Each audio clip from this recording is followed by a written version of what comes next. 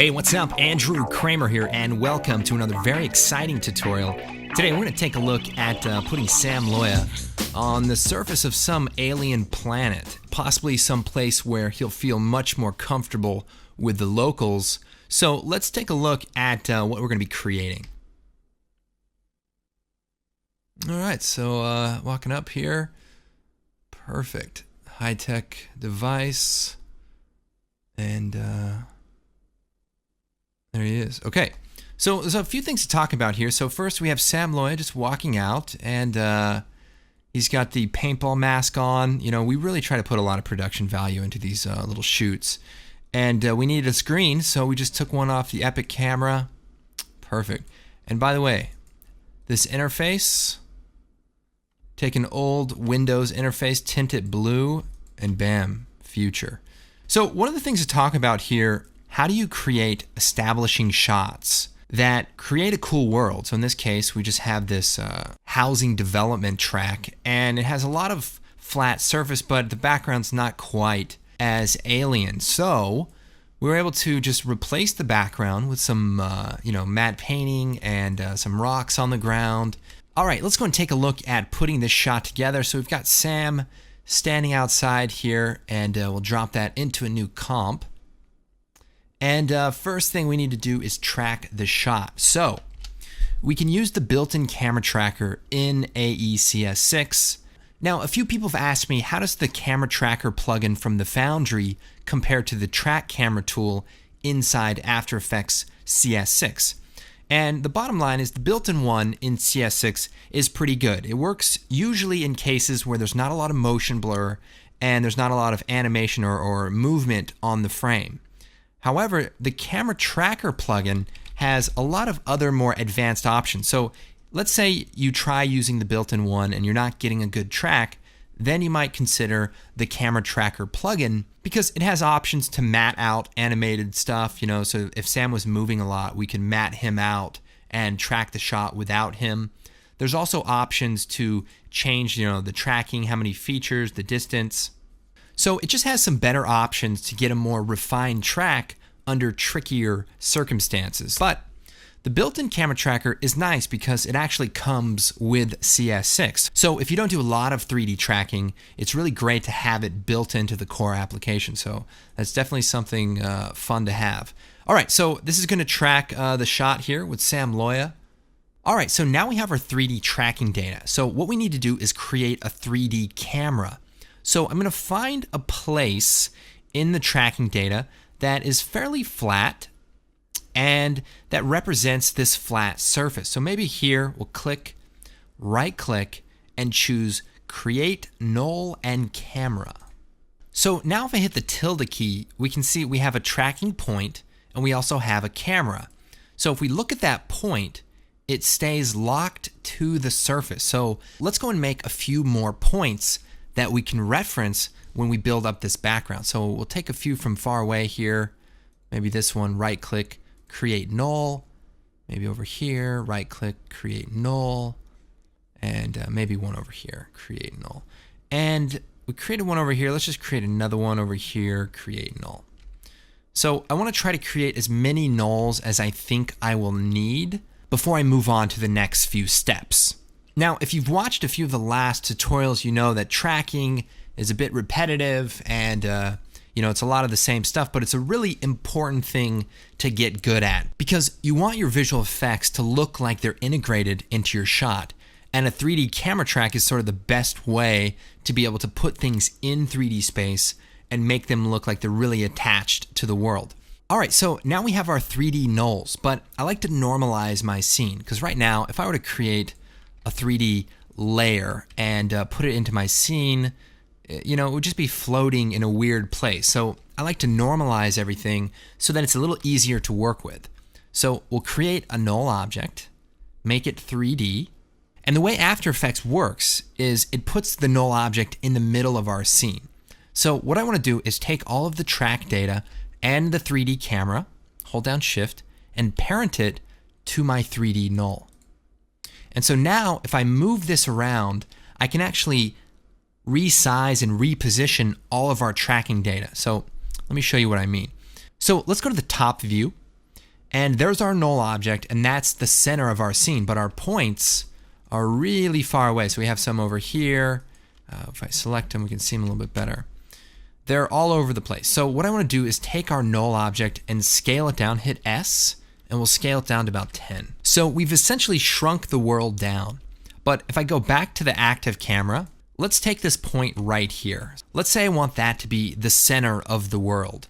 So while it's selected, I'm going to go back to the top view, and it's that null object right there. So that's the one that's selected. And what I want to do is keep my eye on that. So we'll take our middle null object, and let's scale the world down even more, maybe down to 5%. And again, that's the null object we want to move. So if we take our null object here, we move it down, that null object, that first null object that's right here, is starting to get closer to the center of the world. So if we hit the title safe here, we turn that on, we can see a little cross that will allow us to line that up perfectly. So we'll move it here, slide it down, there we go. So now that's in the center. But what about in the front view? So if we go back to the active camera, we can see that all of our null objects still line up perfectly with our camera. So we haven't changed the relative position, we've just shrunk it down a little bit. So let's go to the front view now, and let's see if we can flatten these out. So we'll take that same null object, and we're gonna rotate it. So we'll hit R. Now the points are pretty small, and I want you guys to be able to see this. So I'm gonna scale these up, hit S, scale them up a bit. So there they are, all across the frame. And what I want to do is rotate them until they're flat. So let's see here. X rotation, check this out.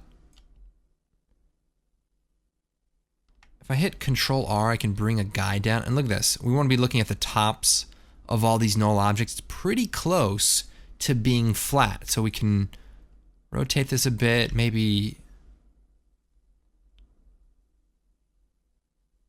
get them to line up as good as possible. So the next thing we want to do is take that first null, which is right here, and make sure it again is in the center. So we'll take our new null object, the one we created that parented all of the layers together, and move this up. So now you can see that first null is almost right in the center. So let's move this up a little bit more and slide it over. All right, so we'll get rid of the guide. So now let's go back to the active camera, and we have all of our null objects are still in the scene. Everything is locked down just how we want it to be. So now let's do that thing where we create some text, make it 3D, and let's see how this looks. So that looks a little bit better. We're actually getting a little bit of surface interaction, and it starts to look like it's touching the ground where we want it. And that's because we've normalized our scene and set it up so that it's flat.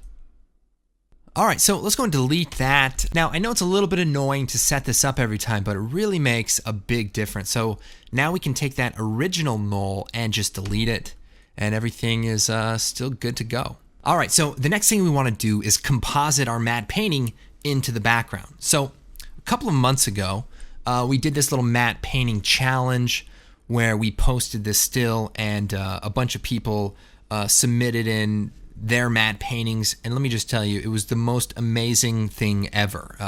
There must have been, 500, probably more entries on the forum. And people just took this image and started compositing it together and creating really cool backgrounds. And I want to thank everyone who spent the time creating the matte painting, and we're definitely going to do more of this stuff in the future because it was seriously inspirational to see how many people downloaded it, worked on it for hours and hours, and so thank you very much.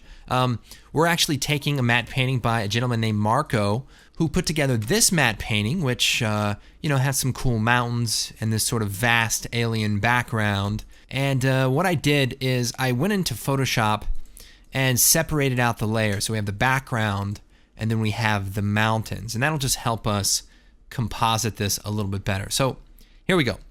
We've got our 3D layers, so let's take this matte painting and drop it in over top our footage. We'll make it a 3D layer. And we want to move the position of the layer to be further away. So if we take one of the further away null objects like this one, hit P, and we can copy the position. So we could choose Edit, Copy, and then click on the matte painting and choose Edit, Paste.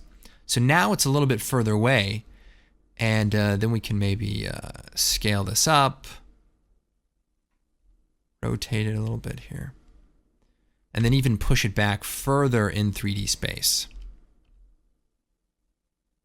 So the reality is we don't actually need to do this entire piece. We only need a little bit of it. So we need to create a 3D mask to sort of mask out the bottom of the frame. So we could just take, you know, the mask tool and create a subtraction mask.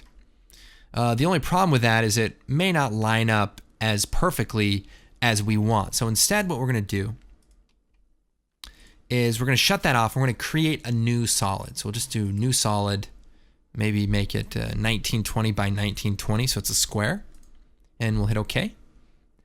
And we'll make it a 3D layer. We'll rotate it so that it's flat. And then we're going to go to the ellipse tool and double click on it. So that makes a perfect ellipse. And then we're going to scale it up and then hit MM. And we're going to go into the mask property. So what we can do is we can bring the expansion in, and that'll sort of shrink it out. And then we can turn the feathering amount up. So we're creating this sort of 3D feathered mask. And then we'll take this, put it above the matte painting, hit F4, and set it as the alpha inverted matte. Turn it back on. So now we're starting to get somewhere, almost. We can take this and hit MM, and we can expand the mask. And that allows us to, you know, refine it perfectly into our shot, add more feathering so that it looks like it blends nicely. And so that's looking pretty good. The other thing we need to do is color correct our shot. What I'm going to do is just take our footage and try to match it. So we'll do color correction tint and color correction curves. So let's see here. We'll bring the tint amount down to about 20 there. And go to the red channel, bring the red out of it, and punch up the blue a little bit. So something like that, maybe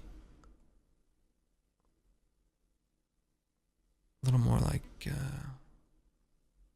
little darker. Yeah.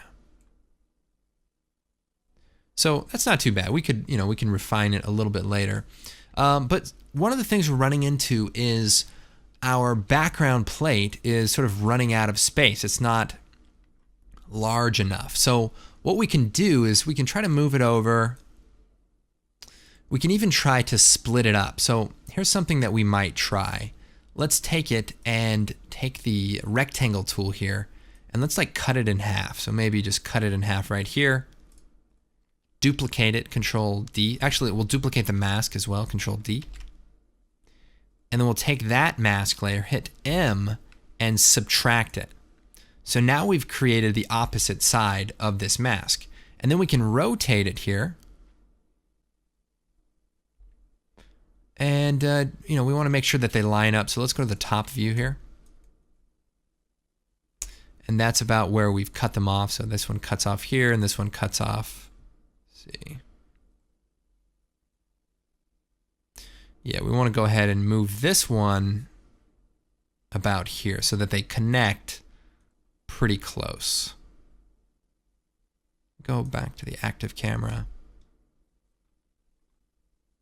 So then we just want to be careful about the seam. We want to make sure that they line up properly, because right now, you know, there might be a little bit of an edge. Now, we could even do a quick feather. So if we take them, hit F, maybe feather it like 100 pixels, and then overlap them a little bit. So check this out. This is 100 pixels, and this is 100 pixels. We just need to overlap this one a little bit. And then maybe move it forward so that it's in front of it. All right, so maybe a little bit of a seam. We can maybe take one of them and maybe just don't have a feather on one of them, and then expand its mask.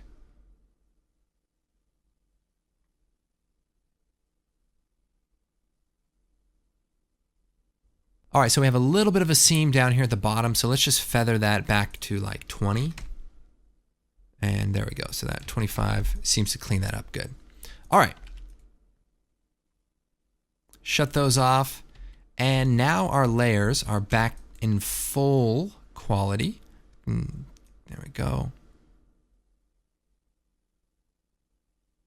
And we have, a pretty three-dimensional matte painting. We could, color correct these tones a little bit better, maybe add another tint on top of it.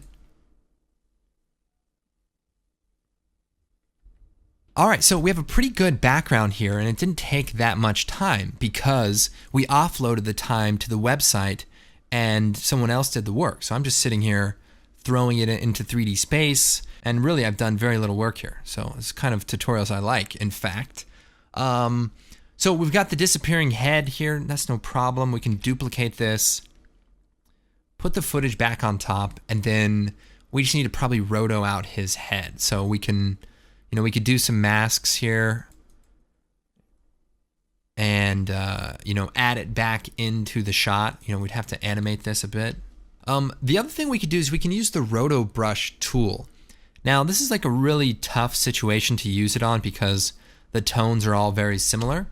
But let me just show you how that works and how you might be able to save some time with it. So let's go up here to the roto brush and click on that, and then double click on our clip. And then what we can do is zoom in here and we can just start painting around, the main parts of Sam. And so now it creates a bit of a mask, and we don't need this to be perfect. You can hold down Control and then drag with your mouse to change the size. And if we hold down Alt, we can subtract areas. So you can see why it's a little tricky because some of these colors are very similar. And then we're going to use page up and page down. So let's talk about this area here. So right now we're in the middle of the comp. And you can see that these arrows go to the left and these arrows go to the right. So what I'm going to do is just move forward one frame at a time. Now, we can move forward a few at a time. We can say move forward 5. And you can see how this is kind of missing his eye. So instead of moving 5 at a time, what I'm going to do is just move a couple at a time. So we'll add the eye back in, make sure that that gets added in. And so the frames that come after it will actually contain those parts that accidentally get popped out. So just, and again, this is a really bad case for the roto brush, and yet it's still going to save us a little bit of time. So here we go. That highlight got lost. I was kind of clicking back and forth. I've been able to use the roto brush to save me so many times from having to do a ton of work. So it's really a cool tool. So I'll go ahead and go through the rest of the frames and just make sure that they look pretty good.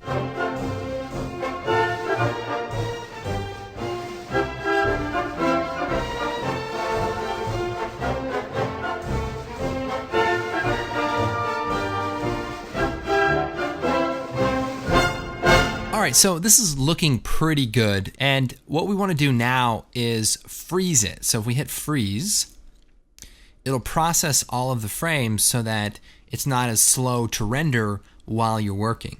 And you might even want to render out the matte as a separate element so you don't even have to wait for it to process, but this is probably going to work okay. So check this out. We've added the head back in. So we've taken just a piece of Sam and put him back on top of the plate.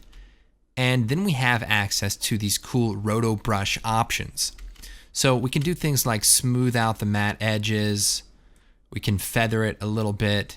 And we can even choke Sam out here. We can choke the life out of him here and also shrink the matte. So it's pretty cool.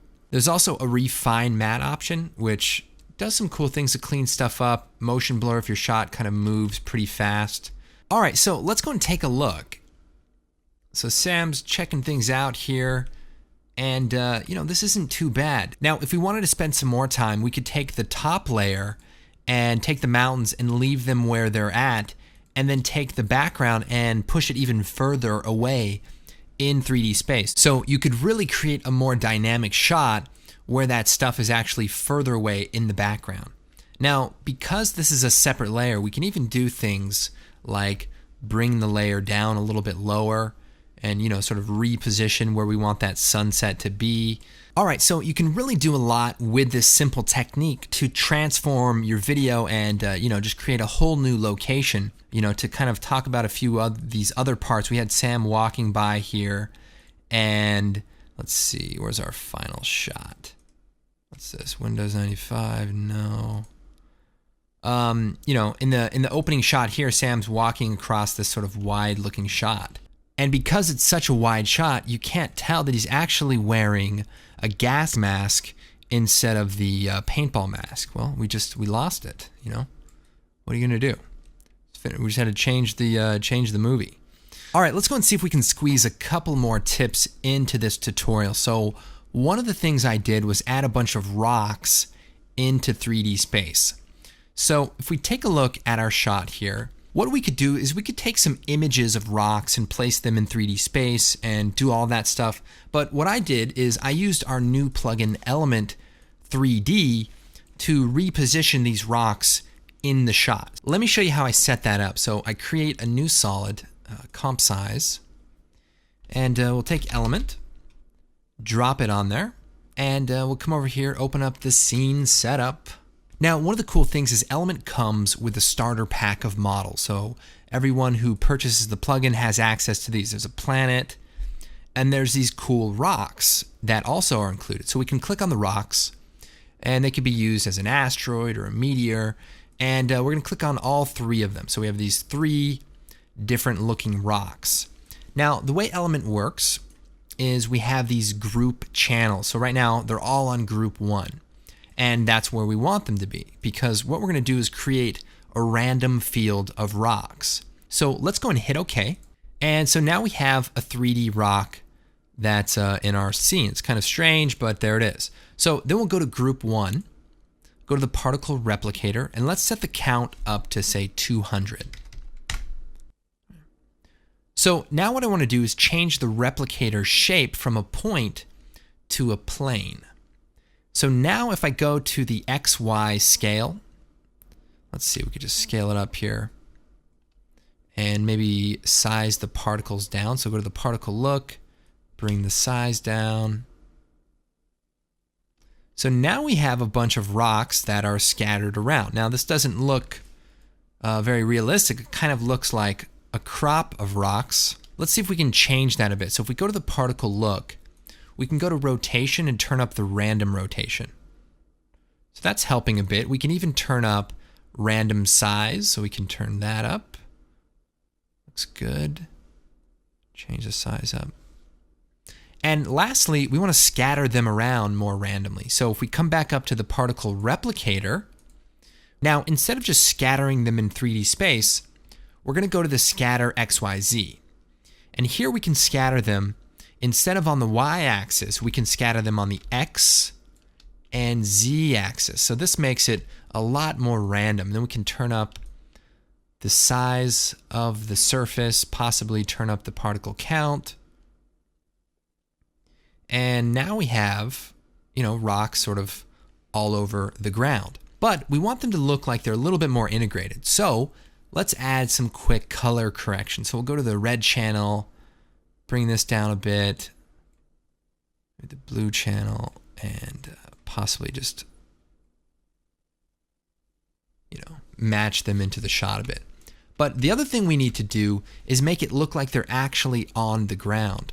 So there's a really cool feature inside of Element 3D called the matte shadow object. So if we click on the scene setup again, and we can come over here to the primitives, and there's an object down here called a plane. And what we want to do is put this onto group number 2. So we'll uncheck it from group 1, it's only on group 2, and we'll hit OK. So what I'm going to do is scale this up. So we'll go to the particle look, turn the size up so it's nice and large. So now we can see the rocks are actually being cut off by the surface. So if I shut it off here, we see that that plane is sort of cutting off the bottom of the rocks. And we could even go to group 1 and maybe move the position of the rocks up a little bit higher. So we can actually adjust how much they intersect. But more importantly, we want to cut them off and actually see through that surface. So we'll go to the scene setup again and click on the material, and instead of a blue material, scroll down to the very bottom and turn on matte shadow. So now that object disappears and it says matte shadow material enabled. So we'll hit OK. And so now the background is transparent. So if we go to group 2 and shut the particle off, you can see that when it's turned on, it cuts the bottom of the rocks off. But what's more is now we can go to the render settings and turn on our screen space ambient occlusion. And so what this does is gives us a little bit of shading around the area of the rocks and starts to look like it's a little more integrated.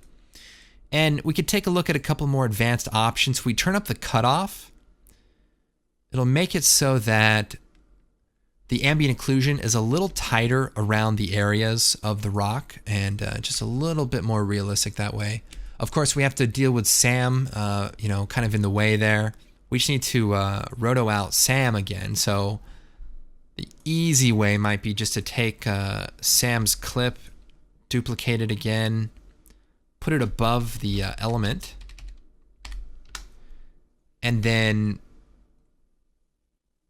grab some of Sam here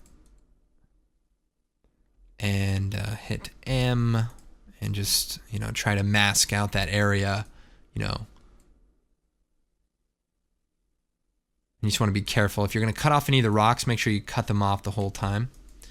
But, we kind of already talked about the roto brush. So I won't cover that too much right now. But this is the basic idea. Then we could go back into the element layer and we could do large rocks. We could do less rocks. Just have a couple of them kind of scattered around. And another really important thing is we want to match the blur level and maybe match the grain. So our plate is pretty soft, and let's just take the element layer and maybe add a little bit of a blur to it. So a fast blur of maybe 1 pixel really helps to, integrate that into a plate that's, fairly soft. This is definitely a more subtle use of element. It's just a small thing, but, it can make a big difference used in the right way. So anyway, my name is Andrew Kramer. Thank you guys for watching the tutorial. We will see you next time.